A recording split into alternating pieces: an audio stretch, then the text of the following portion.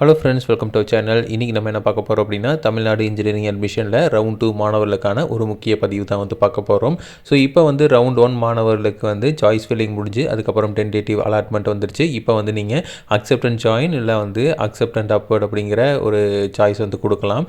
இல்லை இந்த கவுன்சிலிங் வெளியே போகலாம். ஸோ இதெல்லாம் பார்த்திங்க அப்படின்னா இந்த ஸ்டேஜ் வரைக்கும் நடந்து முடிஞ்சிருச்சு.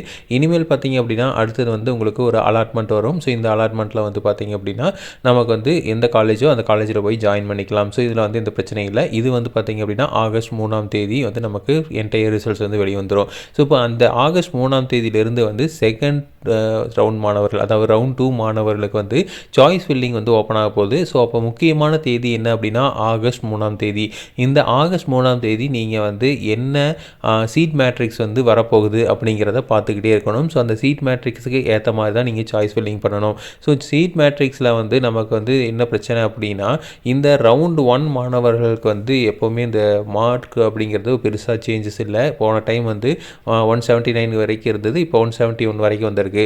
இப்போ இந்த ரவுண்ட் 2 மாணவர்களுக்கு தான் போட்டிகள் அதிகமாக இருக்குது. ஏன்னா நம்ம இந்த மார்க் டிஃப்ரென்ஸே போன லாஸ்ட் இயருக்கும் இந்த இயருக்கும் கம்பேர் பண்ணி பார்க்குறதுல, ரேங்கிங் வச்சு கம்பேர் பண்ணி பார்த்ததில் நமக்கு இந்த ரவுண்ட் 2 மாணவர்களுக்கு உண்டான மார்க் தான் நமக்கு என்ன இருக்குது, பெரிய சேஞ்சஸ் வந்திருக்கு. ஸோ அதில் பார்த்திங்க அப்படின்னா நமக்கு என்ன இருக்குது அப்படின்னா, அந்த அதிகப்படியான மாணவர்கள் இந்த ரவுண்ட் 2ல் ஃபால் ஆகிற மாதிரி தான் வந்திருக்காங்க. ஸோ ஏன்னா ஒரு 160 எடுக்கக்கூடிய மாணவர்கள் 140 எடுத்திருக்காரு. ஸோ 20 மார்க் நமக்கு என்ன இருக்குது அப்படின்னா டிஃப்ரென்ஸ் இருக்குது. ஸோ அப்போது ஆல்ரெடி 140 எடுத்த மாணவர் ஒரு 130 அந்த ரேஞ்சில் எடுத்திருக்காரு. அப்போ பெருசாக, அதாவது அந்த 160 எடுத்த மாணவருக்கு உள்ள வித்தியாசம் 140 எடுத்த மாணவருக்கு வரல.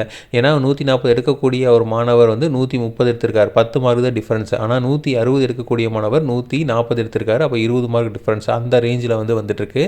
ஸோ அப்படி பார்க்குறப்ப ரவுண்ட் 2ல் நிறைய காம்படிஷன்ஸ் வரக்கு வாய்ப்புகள் இருக்குது. அதனால் நீங்கள் சாய்ஸ் ஃபில்லிங் பண்ணுறப்போ நிறைய சாய்ஸை கொடுக்க வேண்டியது இருக்குது. அதே மாதிரி இந்த சீட் மேட்ரிக்ஸை தெளிவாக பாருங்கள். ஏன்னா சீட் மேட்ரிக்ஸில் ஒரு சீட்டு 2 சீட்டு தான் இருக்கும். அந்த சீட்டெல்லாம் நம்ம கொடுத்து வச்சுருக்கோம். அப்படிங்கிற பட்சத்தில் நமக்கு போட்டி அதிகமாக இருக்கிறப்போ நமக்கு சீட் கிடைக்காம போகிறதுக்கு சான்சஸ் நிறையா இருக்குது. ஸோ அதனால் அதை நம்ம தெளிவாக பார்த்துக்க வேண்டிய ஒரு சுச்சுவேஷனில் ரவுண்ட் 2 மாணவர்கள் இருக்கோம்.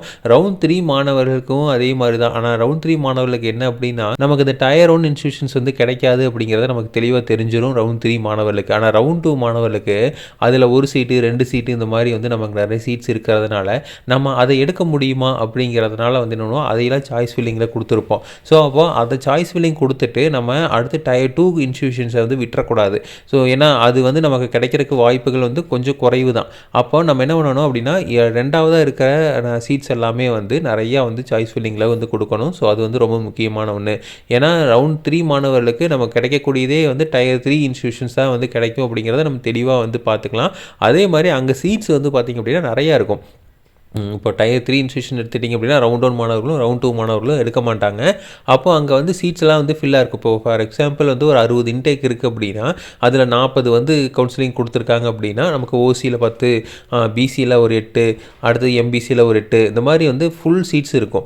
ஆனால் இந்த ரவுண்ட் 2 மாணவர்கள் நம்ம போய் டயர் 1 இன்ஸ்டியூஷன் டயர் 2 இன்ஸ்டியூஷன்ஸ் போய் பார்க்குறப்போ நமக்கு ஒரு 30,000 பேர்த்துக்கு மேலே அலாட்மெண்ட் கம்ப்ளீட் ஆகிருக்கிறப்ப என்ன ஆகும் அப்படின்னா, அங்கே ஒரு சீட்டு 2 சீட்டு, ஓசியில் ஒரு பக்கம் சீட்டே இல்லாமல் இருக்கும், பிசியில் மட்டும்தான் சீட் இருக்கும், இல்லை எம்பிசியில் தான் சீட் இருக்கும், இல்லை எஸ்சி எஸ்டியில் தான் சீட் இருக்கும். நம்ம அந்த கம்யூனிட்டி ரேங்கிங்கை வச்சு நம்ம அதுக்குள்ளே அந்த சீட்ஸை லாக் பண்ணியிருப்போம்.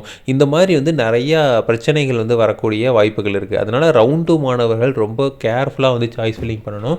வெறும்னே சாய்ஸ் ஃபில்லிங் பண்ணிங்க அப்படின்னா நமக்கு சீட் அலாட் ஆகாமல் போகிறதுக்கு வாய்ப்புகள் நிறையா இருக்குது. ஸோ ஏன்னா ரவுண்ட் 2 மாணவர்களுக்கு தான் காம்படிஷன்ஸ் ஹெவி. ஓகேங்களா? ஏன்னா ரவுண்ட் 3 மாணவர்களுக்கு அந்த காம்படிஷன் ஹெவியாக இருந்தாலும், நிறைய மாணவர்கள் இருந்தாலும், காலேஜஸ் அவங்க நினைக்கக்கூடிய காலேஜஸ் ஓரளவுக்கு நல்ல காலேஜாக இருக்கும். அந்த காலேஜில் ஜாயின் பண்ணுறக்கூடிய வாய்ப்புகள் இருக்கும். பட் நீங்கள் போட்டி போடுறது டயர் 1 இன்ஸ்டியூஷனும் வேணும் அப்படின்னு நம்ம ஒரு மைண்ட் செட் இருக்கும்.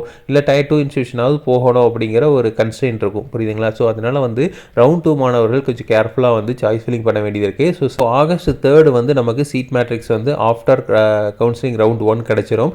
அது கிடைச்சதுக்கப்புறம் நம்ம தெளிவாக பார்த்துக்கலாம். ஸோ நாங்கள் நம்ம சேனலில் தொடர்ந்து ஃபாலோ பண்ணுங்கள். அந்த சீட் மேட்ரிக்ஸ் வந்ததுக்கப்புறம் எந்தெந்த காலேஜஸ் உங்களுக்கு கிடைக்கிறதுக்கு பாசிபிலிட்டிஸ் இருக்குது, என்னென்ன மார்க்கு கிடைக்கிற பாசிபிலிட்டிஸ் இருக்குது அப்படிங்கிறதெல்லாம் நம்ம சேனலில் வீடியோ போடுறோம். ஸோ அதை பார்த்துட்டு அதுக்கப்புறம் சாய்ஸ் ஃபில்லிங் பண்ணுங்கள். ஸோ இதே மாதிரி இன்ஃபர்மேஷன் உங்களுக்கு தொடர்ந்து வேணும் அப்படின்னு எங்கள் சேனலை சப்ஸ்கிரைப் பண்ணுங்கள். தேங்க்யூ.